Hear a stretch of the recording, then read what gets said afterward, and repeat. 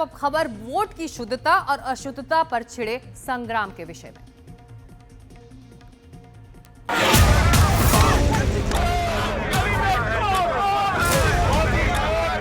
दिल्ली में विपक्ष के सांसद आज सड़क पर क्यों उतरे? संसद के सामने महिला सांसद पुलिस के बैरिकेड पे चढ़कर क्यों चिल्ला रही थी? एसआईआर वापस लो, वोट चोरी बंद करो, दादागिरी बंद करो, मोदी सरकार हाय हाय। संसद के पास सड़क पर एक सांसद क्यों बेहोश हो गए?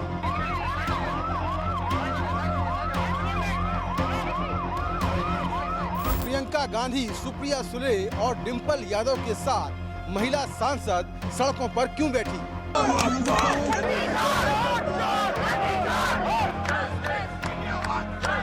संसद के बाहर धरने पर कुछ सांसदों के लिए कुर्सियां क्यों लगाई गई थी?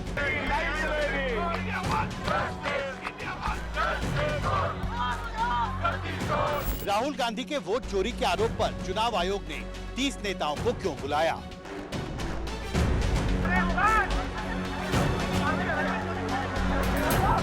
महाराष्ट्र की राजनीति में दो संदिग्ध कौन है, जो शरद पवार से भी मिले और उद्धव ठाकरे से भी?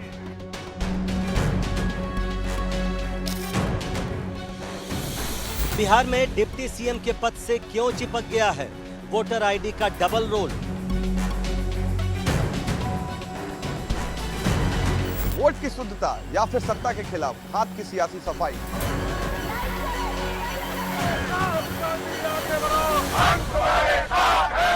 देश के सबसे बड़े राजनीतिक प्रश्न का सबसे सक्षम जवाब।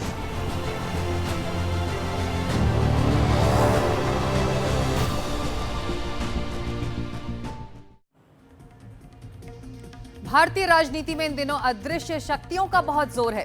खासकर चुनाव की सियासत में ऐसे चेहरे और ऐसे लोग खूब सुर्खियां बटोर रहे हैं जो गुमनाम हैं। महाराष्ट्र की राजनीति के दिग्गज नेता शरद पवार ने 2 मिस्ट्री मैन का शिगुफा छोड़ दिया है। अब उसके बाद उद्धव ठाकरे की पार्टी के नेता संजय राउत ने भी मिस्ट्री मैन का जिक्र किया।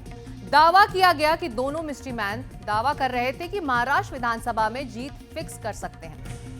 एनडीए का आरोप है कि राहुल गांधी ने वोट चोरी का जो दावा किया है उसमें जिन्हें वो सबूत कह रहे हैं वो असल में भूत हैं। जमीन पर राहुल के वोट चोरी वाले सबूत कहीं नहीं दिखते। लेकिन सवाल यहां से है कि विपक्ष ने सरकार के खिलाफ अदृश्य शक्तियों को चेहरा क्यों बनाया है? यह है चोरी 5 तरीके से होती है। ना ईवीएम से कुछ होगा ना मैन्युअली होगा, बट यहां तो अंपायर ही मतलब दूसरी टीम का है। एक तरफ नरेंद्र मोदी, अमित शाह का चेहरा, उनके पीछे बीजेपी और उसके पीछे एनडीए। इनके नाम 43 चुनावों की विजय है।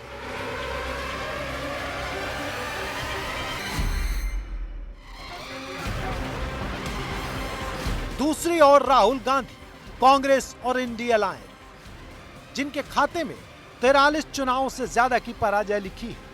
हार और जीत के इस क्रम में नैरेटिव गढ़ा गया है जिसमें मोदी शाह विनर है, राहुल और विपक्ष लूजर है।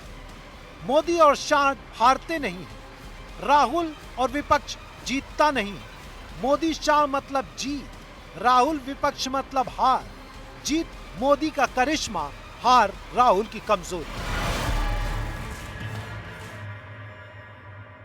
फ्लैग ऑफ किया गया है। 2014 के बाद से 11 साल में मोदी है तो मुमकिन है कि नैरेटिव को तोड़ने की कोशिश हो रही है। विपक्ष ने कई काम किए। हिंदुत्व के खिलाफ जाति को खड़ा किया, चौकीदार के खिलाफ चोर का नारा लगाया, जीत के खिलाफ ईवीएम गड़बड़ी की बात कही, जीत के खिलाफ वीवीपैट की जांच के लिए अपील की, जीत के खिलाफ बैलेट बॉक्स से चुनाव करने की मांग, जीत के खिलाफ फर्जी वोटर की बात कही। एसआईआर वापस लो, वोट चोरी बंद करो, दादागिरी बंद करो। लेकिन जब नतीजे जीत में नहीं बदले तो एक नई रणनीति सामने आई। एक तरफ मोदी शाह और दूसरी तरफ वोट की चोरी। एक तरफ मोदी शाह और दूसरी ओर फिक्सिंग के 2 मिस्ट्री मैन। विधानसभेच्या निवडणुका जाहीर झाल्या त्याच्या आधी दिल्लीमध्ये मला काही लोक भेटायला आले. 2 लोक, त्यांची नावं पत्ते हे आता माझ्याकडे नाही आहेत, पण मी त्याच्यात लक्ष दिलं नाही. आणि त्यांनी आम्हाला सांगितलं की महाराष्ट्रामध्ये 288 विधानसभेच्या जागा आहेत. आम्ही तुम्हाला 107 जागा निवडून येण्याची गॅरंटी देतो. मला आश्चर्य वाटतं आणि स्पष्ट सांगायचं म्हणजे त्यांनी जरी सांगितलं गॅरंटीचं तरी निवडणूक आयोग या संस्थेच्या संबंधी माझ्या मनात काही शंकेची स्थिती नव्हती. आणि म्हणून असे लोक भेटत असतात म्हणून त्यांच्याकडे मी त्यावेळी दुर्लक्ष केलं. लेकिन जब इन दोनों से ही पूछा जाता है कि फिक्सिंग के वो मिस्ट्री मैन कौन थे, तो ये कुछ नहीं बताते. कहते हैं कि उन्हें नहीं जानते. अब ये बहुत ही रहस्यमयी बात है कि इतने बड़े लोगों के पास बिना नाम पते और पहचान वाला कोई आदमी कैसे पहुंच सकता है. कहीं ना कहीं तो कोई ना कोई फुटप्रिंट जरूर होगा. लक्षात येत नाहीये की इतक्या दिवसानंतर पवार साहेबांना राहुल गांधींना भेटल्यावरच एक आठवण का आली.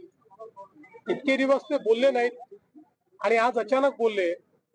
राहुल गांधी ज्याप्रमाणे सलीम जावेदच्या कहाण्या तयार करून त्यांच्या स्क्रिप्टवर त्या ठिकाणी रोज नवीन कपोलकल्पित कहाण्या सांगतायत, तशा प्रकारची अवस्था पवार साहेबांची तर झाली नाही ना. कारण पवार साहेब अनेक वर्ष राहुल गांधी जरी ईव्हीएम बद्दल बोलत होते तरी देखील कधी बोलत नव्हते. किंबहुना पवार साहेबांनी स्पष्टपणे अनेक वेळा भूमिका घेतली की ईव्हीएम ला दोष देणं हे अयोग्य आहे. आणि आता अचानक मला असं वाटतं की अशा प्रकारे जे काही पवार साहेब बोलले आहेत राहुल गांधींच्या भेटीचा परिणाम दिसतोय. वोटर चोरी. तो राहुल कहते हैं कि वोट की चोरी हुई, लेकिन जब चुनाव आयोग कहता है कि लिखित में शिकायत करो तो नहीं करते. शरद पवार और संजय राउत वोट फिक्सिंग का शिगुफा छोड़ते हैं लेकिन सबूत नहीं देते. वोट चोरी पर चुनाव आयोग को ललकारते हैं, लेकिन जब चुनाव आयोग बुलाता है तो वहां नहीं पहुंचते. सर का विरोध करते हैं, लेकिन चुनाव आयोग जब नोटिस भेजकर सफाई देने के लिए कहता है तो वहां नहीं पहुंचते.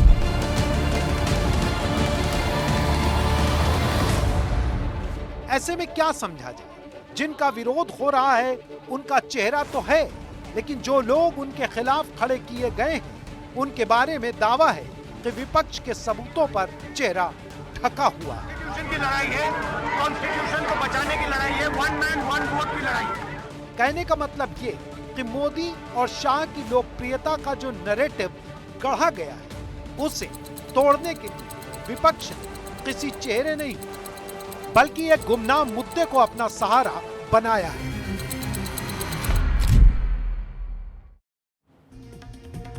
तो क्या ये माना जाए कि अब विपक्ष एक ऐसे नैरेटिव पर काम कर रहा है मोदी शाह के करिश्मे को झूठा साबित करे, वोटर के दिमाग से उसे मिटा सके? क्या विपक्ष वोटर को ये समझाना चाहता है कि चुनाव में मिल रही जीत मोदी शाह की मेहनत, रणनीति और विश्वास का नतीजा नहीं, बल्कि चुनाव में जीत तो टेक्निकल घोटाले से मिल रही है? क्या विपक्ष ये साबित करना चाहता है कि जीत मोदी की नहीं बल्कि फिक्सिंग की है? विजय वोटर के मन की बात नहीं है बल्कि वोटों की चोरी का नतीजा है.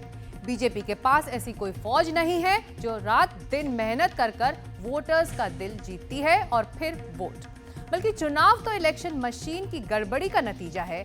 जीत कांग्रेस के नफरत का नतीजा नहीं है बल्कि देश के साथ धोखाधड़ी है. आज संसद के बाहर देश के सांसद सड़क पर बेहोश हो रहे थे.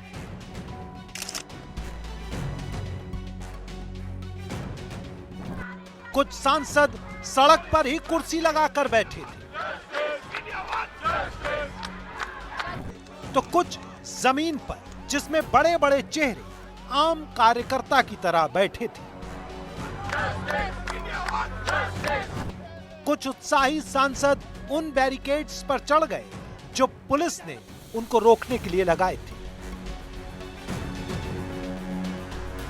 संसद मार्ग पर हूं और ये लास्ट बैरिकेडिंग है, उसको कुछ सांसदों ने क्रॉस किया है, जिसमें अखिलेश यादव हैं, धर्मेंद्र यादव हैं, और वहीं पर पुलिस ने उनको डिटेन कर लिया है। उनसे बातचीत की जा रही है कि या तो वो वापस लौट जाएं या फिर उनको डिटेन किया जाएगा। तो अभी बड़े पुलिस के अधिकारी उनसे लगातार बातचीत कर रहे हैं। देखिए, चारों तरफ से अखिलेश यादव और धर्मेंद्र यादव को घेरा हुआ है और तमाम जो मीडिया कर्मी हैं वो दोनों ही नेताओं से बातचीत करने की कोशिश कर रहे हैं। ये देखिए तस्वीरें किस तरह से सड़क पर ही बैठ गए हैं अखिलेश यादव और धर्मेंद्र यादव। तो तमाम जो सांसद हैं वो इस कोशिश में हैं कि वो इस बैरिकेड को क्रॉस करके आगे यहाँ से जो चुनाव आयोग का दफ्तर है वो करीब 500 मीटर की दूरी पर है, वहाँ तक वो जा पाएं। सर पर संसद में चर्चा कराने की मांग के लिए देश के विपक्षी सांसद सड़क पर उतरे। संसद भवन से चुनाव आयोग की ओर मार्च तय था, लेकिन पुलिस ने रास्ते में रोक दिया। इलेक्शन कमीशन अब इधर उधर की बात कर रहा है। हम इलेक्शन कमीशन को हर सूरत में हम लोग जाकर के अपनी बात भी कहेंगे और हम पूरे देश को बताना चाहते हैं कि ये सरकारें जो बनी है ये वोट चोरी कर करके सरकारें बनी हुई हैं और ये लोकतंत्र की हत्या हो रही है। ये संदेश नहीं है, ये लड़ाई है, संघर्ष है और ये हम सवाल पूछ रहे हैं देश के चुनाव आयोग से जो जवाब नहीं मिल रहे। नेता विपक्ष राहुल गांधी जी ने जो सवाल पूछे उनके जवाब नहीं मिल रहे। कि इलेक्शन कमीशन हमारे सांसद लोगों से मिलना ही नहीं चाह रहा था, वो अपनी शर्तों पे मिलना चाह रहे हैं। भाई घोटाला आप करेंगे, भ्रष्टाचार आप करेंगे।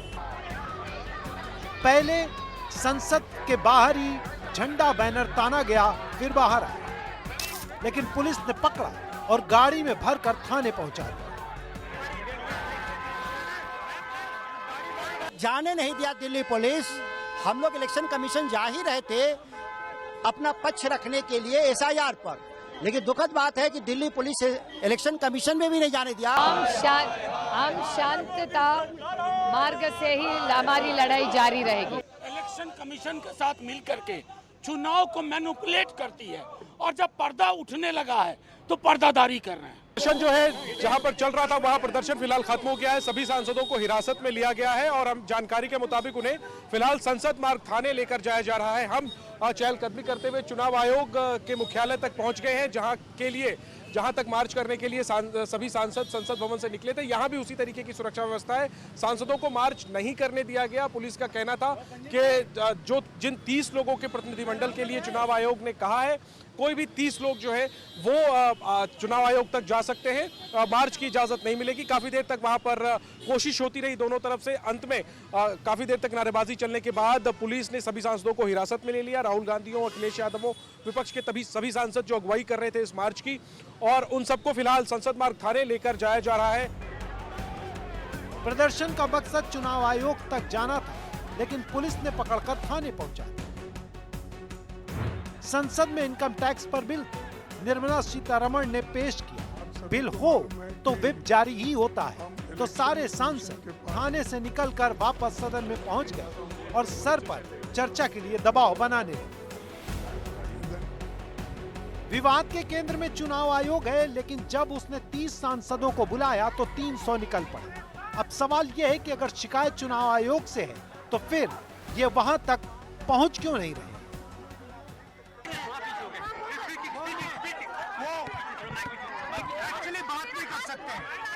रियलिटी है क्योंकि सच्चाई देश के सामने है और ये जो लड़ाई है ये राजनीतिक नहीं है, ये कॉन्स्टिट्यूशन की लड़ाई है। कॉन्स्टिट्यूशन को बचाने की लड़ाई है, वन मैन वन वोट की लड़ाई है। इसीलिए हमें साफ प्योर वोटर लिस्ट चाहिए। आज भी आप देखिए, इलेक्शन कमीशन में जाने के लिए समय खुद मांगा और इलेक्शन कमीशन ने ये इंडी गठबंधन को बोला कि हर पार्टी से 2-2 सदस्य को भेज दो। 30 सदस्य को बुलाया, फिर जाता नहीं है। वो उनके गठबंधन में, इंडी गठबंधन में वो तय नहीं कर पाया कि वो 30 लोग कौन कौन जाएंगे। जब वो अपना नेता तय नहीं कर पाते हैं, प्रतिनिधि तय नहीं कर पाते हैं, फिर इलेक्शन कमीशन से टाइम मांगा क्यों है? वो कम से कम एक हॉल में सब 200-300 मेंबर्स को एक जगह बिठा के वो कह सकते थे, जैसा कि राहुल गांधी जी एक्सप्लेन करें कि बहुत से चीज़ें ये है कि वैसा ही वो बिठा के पूछ सकते थे और हमको जो बोलना है सारे मेंबर बोलते थे। चुनाव आयोग, चुनाव की प्रक्रिया आज एक दुनिया में सिद्ध व्यवस्था बन चुकी है। कांग्रेस पार्टी पहले ईवीएम के ऊपर झूठ बोलते हैं, कभी महाराष्ट्र की बात उठाते हैं, कभी हरियाणा की बात उठाते हैं, झूठ की वो एक नया पहाड़ बनाते हैं। पटना में पूर्व डिप्टी सीएम और मौजूदा डिप्टी सीएम के वोटर आईडी डबल रोल में नजर आए। दोनों को चुनाव आयोग का नोटिस मिला। खिसराय में हमें अपना नाम वहां जुड़वाने का, तो यहाँ नाम कटवाने का हमने दे दिया था, कागज भी उपलब्ध है। लेकिन ये परिवार के लोग बताए कि नाम नहीं कटा, पुनः हमने बीएलओ को दिया।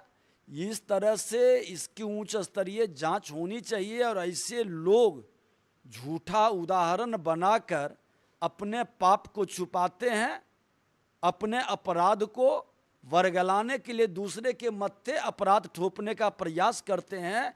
ये कतई उचित नहीं है। बिहार की जनता मालिक है, देख रही है। सारा विवाद वोट पर है। सरकार कह रही है कि वोटों की शुद्धता के लिए प्रयास हो रहे हैं। विपक्ष कह रहा है कि चुनाव अशुद्ध।